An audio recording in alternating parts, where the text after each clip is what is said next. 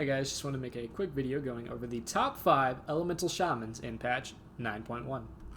Let's get started. First and foremost, we have the Tome of Insight. Absolutely broken trinket at the moment.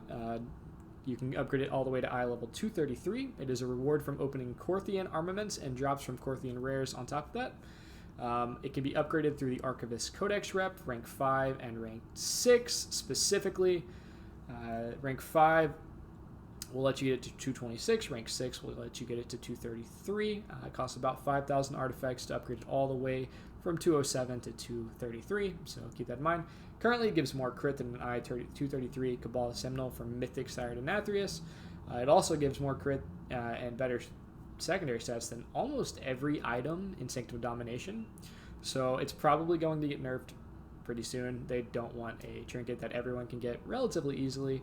My assumption is they don't want this to outclass every item in Mythic Sanctum of Domination, which releases today. So let's move on a little bit. That's probably going to be nerfed. If you want to go get it, more power to you. If you don't, I don't blame you. The nerfs are going to be pretty heavy-handed, I would imagine. So we'll see where it ends up. Number 4, the Forbidden Necromantic Tome. It drops from Kel'Thuzad at eye level 259 from Mythic. This is the second to last boss in the raid, so very, very difficult to farm. But if you can get there, one of the best trinkets in the game for you. However, there are better, so keep that in mind before we move on. It grants stacking crit for 15 seconds up to 3 stacks.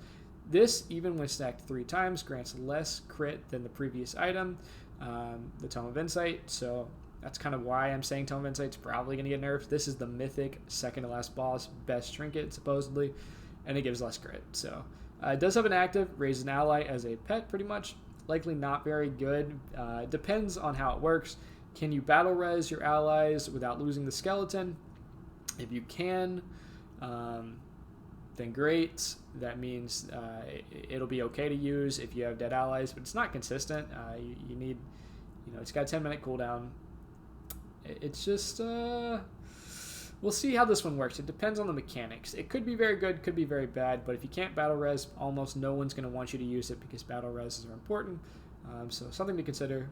And let's move on to number 3, where we have the Tome of Monstrous Constructions. Now, this one is pretty good. The passive effect gives damaging abilities a high chance to deal additional shadow damage on ability use. So, basically, you can only use this, you have to target whoever you're going to target with it. It's got a 1-minute cooldown between switching targets. And you study them, and basically it's like Shadow Core Oil on steroids. It's really, really good passive damage. They put the cooldown in there, not because they don't want you to, they don't want you to do a lot of damage, just they don't want you switching between targets, and it'd be basically like a global cooldown, or I guess it would be off global cooldown kind of switch.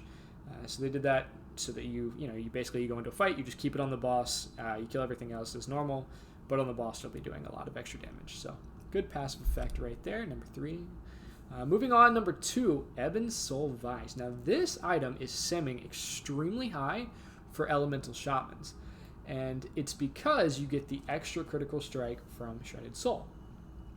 So basically, when you use this on an enemy, it's got a 1:30 cooldown. It's going to give you shadow damage as a dot, and that shadow damage is going to go, it's going to last for 12 seconds, but it's going to increase the duration based on the target's missing health. So at max rank, it can be, or at max like 1% health, 0% health, it would be a 24-second cooldown. Basically, if you use this on pull, it's 12 seconds. If you use this halfway through the fight, 50%, it's going to be an 18-second dot. That's a lot of damage that you're getting just passively from the boss's health. So it's something to keep in mind. You want to use it optimally, as low as you can without wasting the cooldown. So probably on pull, on cooldown, and then, if you see a chance, you can get your last use and you can let the boss go down just a couple more percent. Might be worth stacking it with that. Additionally, when the target dies, it's going to leave behind a Shredded Soul, which you can pick up for 29 critical strike for 20 seconds. Now this is interesting because you can pick, it's not really, it's okay. Your boss, you put this on a boss, it's never going to die, you're never going to pick up the crit, right? But, put it on an ad, maybe you get 29 crit for 20 seconds. It's just, it's kind of underwhelming. I think the dot is where most of the power comes from. And that dot the duration difference is going to be really nice. So that's a good on-use trinket for Elemental Shamans. And finally, and last but not least, the two-handed weapon from Kel'Thuzad, the second to last boss in Sanctum Domination, MALEDICT OPUS. Drops at I-259, stems 400 DPS higher than the 233 Veld Market weapon. And really, what else can you say? It gives you crit, it gives you mastery, it gives you great stats, a ton of intellect. Ignore the 386, this is from the 233 version, which is the normal version of the drop, but it's going to scale up to 259, so a lot higher, a lot more damage. This is the item that you want to get as fast as possible. This and Domination Sockets, which I will cover in another video, are going to be your main DPS increases.